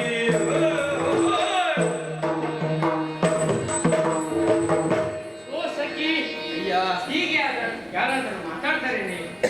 ಏನು ನಿನ್ನ ಚಿಂತೆ? ಈಗಾಗಲೇ ನಿಶ್ಚಯವಾದಂತ ಪರರ ಹೆಣ್ಣು ಅವಳನ್ನು ಬಯಸಿ ಮದುವೆಯಾಗುವುದು ಸರಿಯೇನೆ ಅಂತ ಯೋಚನೆ ಮಾಡ್ತಿದ್ದೆ. ಖಂಡಿತವಾಗಿ ತಪ್ಪಲ್ಲ. ಇದಕ್ಕೆ ಉದಾಹರಣೆಯನ್ನು ನೀಡುತ್ತೇನೆ. ಈ ಹಿಂದೆ ಸುಭದ್ರೆಯ ಅಣ್ಣನಾದಂತಹ ಬಲರಾಮನು ಅವಳನ್ನು ಕೌರವನಿಗೆ ಕೊಡಬೇಕೆಂದು ನಿಶ್ಚಯಿಸಿದ್ದರು. ಆದರೆ ಪರಿಣಾಮ ಏನೈತೆ? ಅವಳು ಅರ್ಜುನನ ಸಂಗಡ ಓಡಿ ಹೋಗಿ ಮದುವೆ ಆಗಲಿಲ್ಲವೇನು? ಬೇಡ, ಅವಳ ಅಣ್ಣನ ಕಥೆ ಕೇಳು. ರುಕ್ಮಿ ಎಂಬುವನು ತನ್ನ ತಂಗಿಯಾದ ರುಕ್ಮಿಣಿಯನ್ನು ಚೇಂದ್ಯ ದೇಶದ ಅಧಿಪತಿಯಾದ ಶಿಶುಪಾಲಕನಿಗೆ ಕೊಡುವುದಾಗಿ ನಿಶ್ಚಯಿಸಿದ. ಆದರೆ ಕೊನೆಯಲ್ಲಿ ಗೆದ್ದದ್ದು ಯಾವುದೇ? ರುಕ್ಮಿಣಿಯ ಪ್ರೇಮ ಪತ್ರದಿಂದ ಆ ಪರಮಾತ್ಮನ ಕೈಯನ್ನೇ ಹಿಡಿದವಳು. ಓ ತರುಣಿ, ಕೇವಲ ನಿಶ್ಚಯವಾಗುವುದಷ್ಟೇ ಅಲ್ಲ, ಮದುವೆನಾಗಲಿಲ್ವಲ್ಲ, ಹಾಗಾಗಿ ತೊಂದರೆ ಇಲ್ಲ. ನನ್ನ ಕೈಯನ್ನು ಹಿಡಿ. ಮತ್ತೆ ನಾನು ಒಂದು ವಿಚಾರ ಮಾಡುದು, ನೀನೇ ಅವತ್ತಾಕೆ ನೋಡಿದ್ಯಾ? ಇಲ್ಲ. ಅವನೊಳಗೆ ಮಾತನಾಡಿದ್ಯಾ? ಇಲ್ಲ. ಓ ತರುಣಿ, ಈಗಿನ ಕಾಲದಲ್ಲಿ ಹುಡುಗ ಹುಡುಗಿಯರು ಪರಸ್ಪರ ಮಾತಾಡಿಕೊಂಡು ಅರ್ಥ ಮಾಡಿಕೊಂಡರು ಆ ಸಂಬಂಧ ಗಟ್ಟಿಯಾಗಿರುತ್ತದೆ ಅಂತ ಹೇಳಲಿಕ್ಕೆ ಆಗುದಿಲ್ಲ. ಅಂತದ್ರಲ್ಲಿ ನೋಡದೇನೆ ಅವನು ಮದುವೆ ಹಾಕಿದಂತೆ ಗಟ್ಟಿಯಲ್ಲೇ.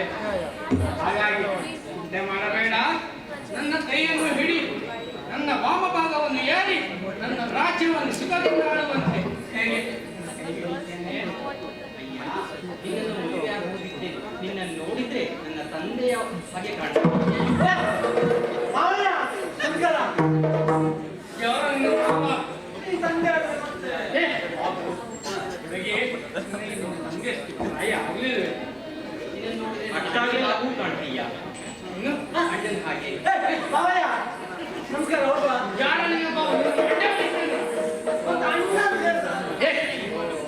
ಹುಡುಗಿ ಹಾಗೆಲ್ಲ ಹೇಳಬೇಡವೇ? ಏನೇ ನಾನು ನಿನ್ನನ್ನು ಬಯಸಿದರೆ ಮದುವೆ ಆದರೆ ಏನು ತಪ್ಪು? ನೀನು ಬಂದು ನನ್ನನ್ನು ಅಪ್ಪು ಸಂವತ್ಸರದೊಳಗೆ ನೀಡುವೆ, ತಿನ್ನಿಸುವೆ ನಿನಗೆ ಹುಳಿ ಉಪ್ಪು. ಬೆಳಗುವುದು ನಮ್ಮ ಸಂಸಾರ ಹಾಲಿನಂತ ಬೆಳಕು, ಅದಕ್ಕೆ ಹಾಕುವರು ಅನೇಕರು ಬೆಕ್ಕು.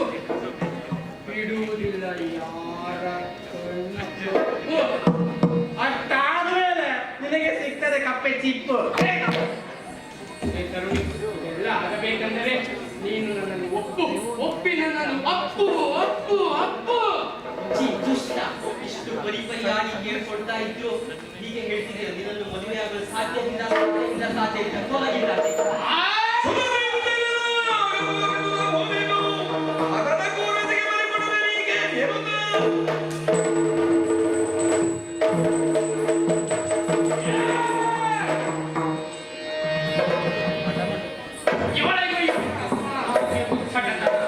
ಒಂದು ಮಾತಿನಲ್ಲಿ ಹೇಳಿದ್ರೆ ಹಠ ಬಿಡುವುದೇ ಇಲ್ಲ.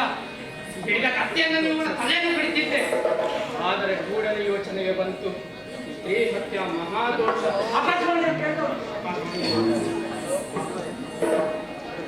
ಇಂಥ ಕಾರ್ಯ ನಮ್ಮಿಂದ ಶೋಭೆ ಅಲ್ಲ. ಎಷ್ಟು ವಿರೋಧಿಸಿಯಾಳು, 4 ದಿನ ವಿರೋಧಿಸಿಯಾಳು, 5ನೇ ದಿನ ನನ್ನವಳ ಆಗ್ತಾಳೆ. ಅವಳ ಮನ ಪರಿವರ್ತನೆ ಆಗುವವರೆಗೂ ನನ್ನ ಬಳಿಯಲ್ಲಿ ಇರಿಸಿಕೊಟ್ಟೆ.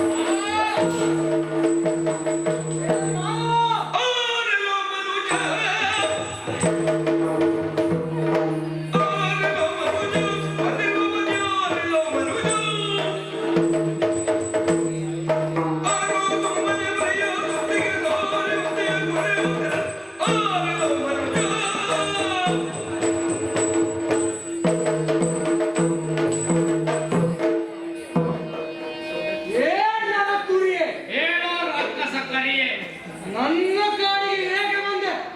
ಹ? ನೀನು ಬಂದದ್ದು ಒಳ್ಳೆಯದೇ ಆಯ್ತು. ನನ್ನ ಒಂದು ತುತ್ತಿನ ಅಹರಾತಿಯ ಇನ್ನೊಂದನ್ನು ಅವಳನ್ನು ಸುಮ್ಮನೆ ಇಲ್ಲಿ ಬಿಟ್ಟು ಹೋದರೆ ಲೇಸು. ಇಲ್ಲವಾದರೆ ಇಲ್ಲವಾದರೆ ಕೊಂದು ಬಿಡುತ್ತೇನೆ.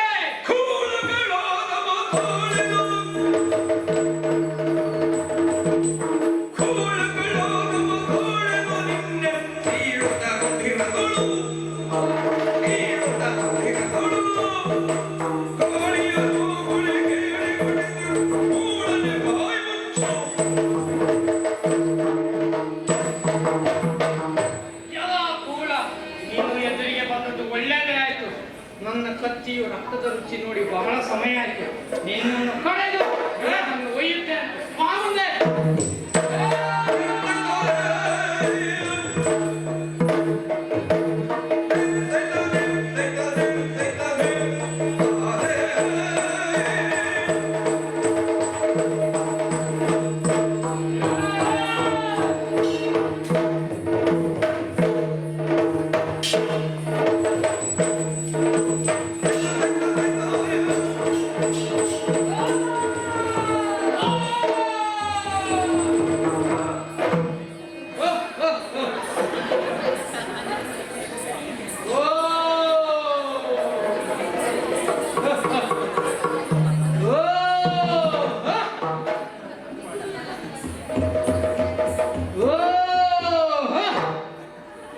ನನ್ನನ್ನು ನೋಡಿಯೇ ಜೀವ ಬಿಟ್ಟಿದ್ದ ಹೇಗೆ?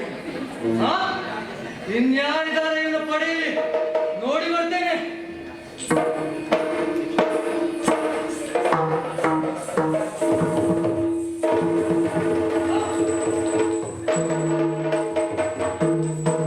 ಇನ್ನು ಯಾರು ಇದ್ದಾಗಿಲ್ಲ.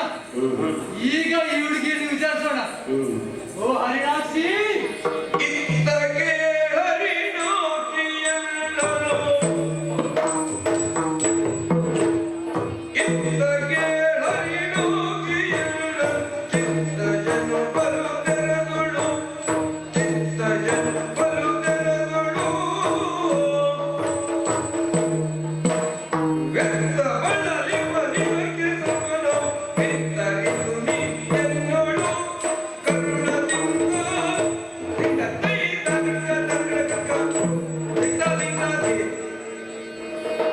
ಓ ಹುಡುಗಿ, ನಿನಗೆ ತೊಂದರೆ ಕೊಡಲು ಬಂದ ಆ ನರಪುರಿಯನ್ನು ಕೊಂದು ಕಳೆದಿದ್ದೇನೆ. ನೀನಿನ್ನೂ ನಿಶ್ಚಿಂತೆಯಾಗಿರು. ಓ ಹುಡುಗಿ, ನೀನು ಇನ್ನು ಮುಂದೆ ನನ್ನವಳಾಗಿರಬೇಕು. ಎಲೆ ಧಾನವ ಎಣ್ಣಿರಾಜೆಯೊಳು ನಿನ್ನಣ್ಣ ರಾವಣ ಮಡಿದು ಎಣ್ಣಿರಾಜೆಯೊಳು ನಿನ್ನಣ್ಣ ರಾವಣ ಮಡಿದು ಮಣ್ಣಿಗೊಂದಿಗೆಯಾದ ಬಳಿಕ ನಿನ್ನರಾದ್ರೂ ಬದಿಗೆ ಕಣ್ಣಿಟ್ಟು ಗೀಜಕನು ತಂದದು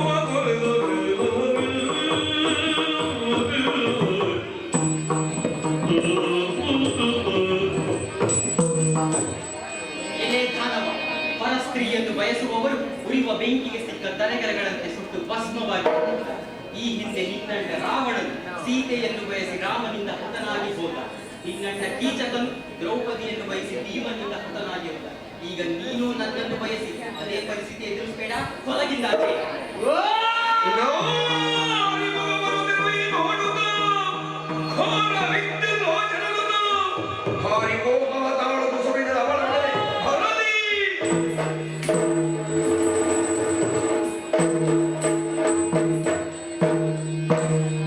ಹುಡುಗಿ, ನೀನನ್ನು ಹೇಳಿದ ಮಾತುಗಳಲ್ಲಿ ಕೇಳಿದರೆ ನಿನ್ನನ್ನು ಕೊಚ್ಚಿ ಕೊಚ್ಚಿ ಹಾಕಲು ಅನಿಸು ಬರುತ್ತದೆ. ಬೇಡ, ನಿನಗೆ 2 ವಾರಗಳ ಅವಧಿ. ನೀನಾಗಿ ನೀನು ನನಗೆ ಒಲಿದರೆ ಸರಿ, ಇಲ್ಲವಾದರೆ ನಿನ್ನನ್ನು ಕೊಂದು ತಿನ್ನುತ್ತೇನೆ. ಅಲ್ಲಿಯವರೆಗೆ ನನ್ನ ಬಂದಿಯಾಗಿರುತ್ತೀಯ. ಬಾ.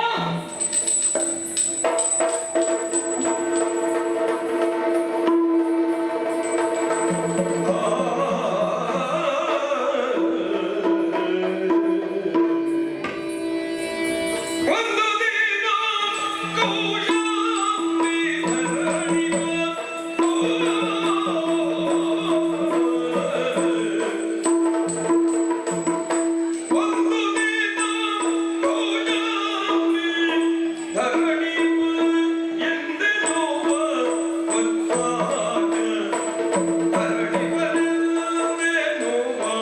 No!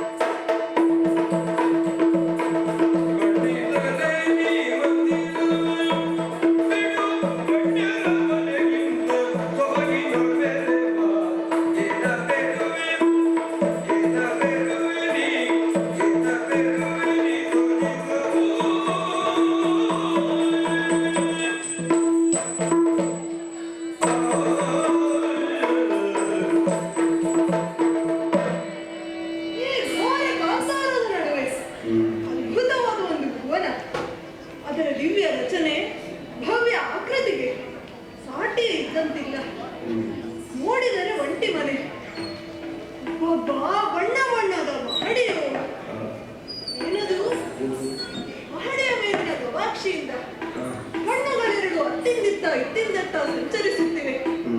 ನಾನು ಆರಿಸಿಕೊಂಡು ಬಂದ ಚಿಗುರೆ ಇರಬಹುದೇ? ನೋಡ್ತೇನೆ. ಮನೆ ಒಡೆಯ ಯಾರಿಲ್ಲ,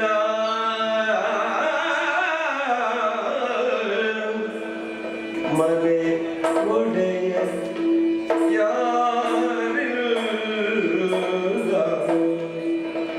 ಚಂದ್ರ ನನಯು ಮಾತ್ರವೇ ಇರುವ ತೆರದಲ್ಲಿ ತನಗೆ ತೋರ್ಬೋದು. ಚಂದ್ರನೆಯು ಮಾತ್ರವೇ ಇರುವ ತೆರದಲ್ಲಿ ತನಗೆ ತೋರ್ಪುದು ಎಂದುದಾಗಲಿ ಪಲಿಕಿಸುವೆನೆನುತ ಜನಪದ ಉಪ್ಪರಿಗೆ ಏರಿಸೇದ ಆ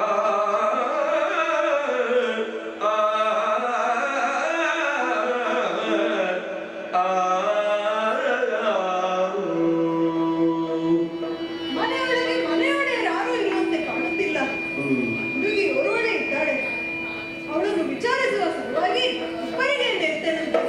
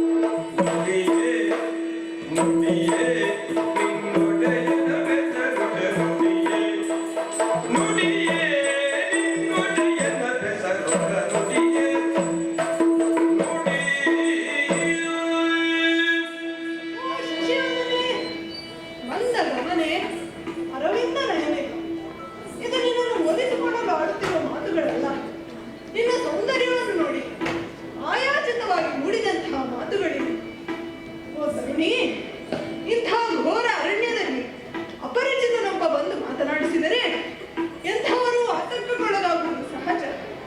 ಆದರೆ ನಿನಗೆ ಅದಕ್ಕೆ ಅವಕಾಶವಿಲ್ಲ. ಯಾಕೆ ಹೇಳಿದ್ರೆ ನಾನು ಕಳ್ಳನೂ ಅಲ್ಲ, ಕಟುಕನೂ ಅಲ್ಲ, ಕಾಮುಕನೂ ಅಲ್ಲ, ರಾಕ್ಷಸನೂ ಅಲ್ಲ. ಒಂದು ರಾಜ್ಯದ ಅರಸನಾಗಿ ಚೆನ್ನಾಗಿ ಹೊಣೆ ಅರಿತು ಮಾತನಾಡಿಸುತ್ತಿದ್ದೇನೆ. ಹಾಗಾಗಿ ನೀನು ಯಾರು? ನಿನ್ನ ಹೆಸರೇನು? ನಿನ್ನನ್ನು ಹಾಡಿದ ಮಾತಾಪಿತರಾರು? ಈ ಮನೆಯ ಒಡೆಯನಾರು? ಅವನಿಗೂ ನಿನಗಿರುವ ಸಂಬಂಧವೇನು? ಎಲ್ಲವನ್ನು ಅರಿಹುವೆಯಾ?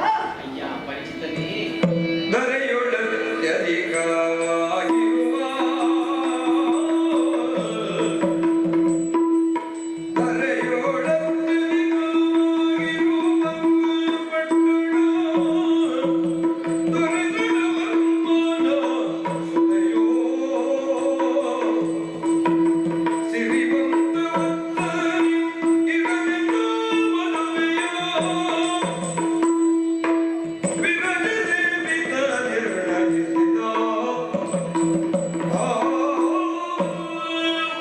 ಅಯ್ಯ ಪರಿಚಿತನೇ, ಕರುಣಿ, ನನ್ನನ್ನು ನೋಡಿ ನನ್ನ ಪೂರ್ವ ವಿವರವನ್ನು ಕೇಳುತ್ತಿದ್ದೀಯ.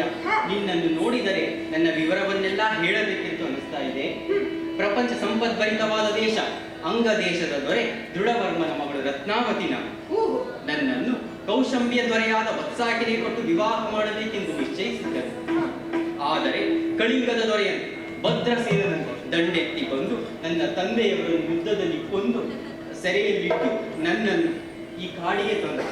ಈ ಅರಣ್ಯದ ರಾಜನಾದ ವಿದ್ಯುಲ್ಲೋಚನನು ಆ ಭದ್ರಸೇನನನ್ನು ಕೊಂದು ನನ್ನನ್ನು ವಿವಾಹವಾಗಬೇಕೆಂದು ಗೃಹಬಂಧನ ಮಾಡಿದ್ದಾನೆ. ಅಯ್ಯ, ಇನ್ನೇನು ಆ ರಾಕ್ಷಸ ಬರುವ ಹೊತ್ತಾಯಿತು. ನೀನು ಅವನ ಕೈಗೆ ಸಿಕ್ಕರೆ ನಿನ್ನನ್ನು ಕೊಂದು ಪಡೆಯುತ್ತಾನೆ. ದಯವಿಟ್ಟು ಇಲ್ಲಿಂದ ಹೊರಟು. ಆದರೆ ಒಂದು ಉಪಕಾರ ಮಾಡ್ತೇನಯ್ಯ, ಆ ವತ್ಸಾಕಿನಲ್ಲಿಗೆ ಹೋಗಿ ನಿನ್ನನ್ನು ಮದುವೆಯಾಗಬೇಕಾಗಿದ್ದ ರತ್ನಾವತಿ ಒಬ್ಬ ರಾಕ್ಷಸನ ಕೈಗೆ ಸಿಕ್ಕಿ ಸತ್ತಳು ಅಂತ ತಿಳಿಸ್ತೀಯನಯ್ಯ.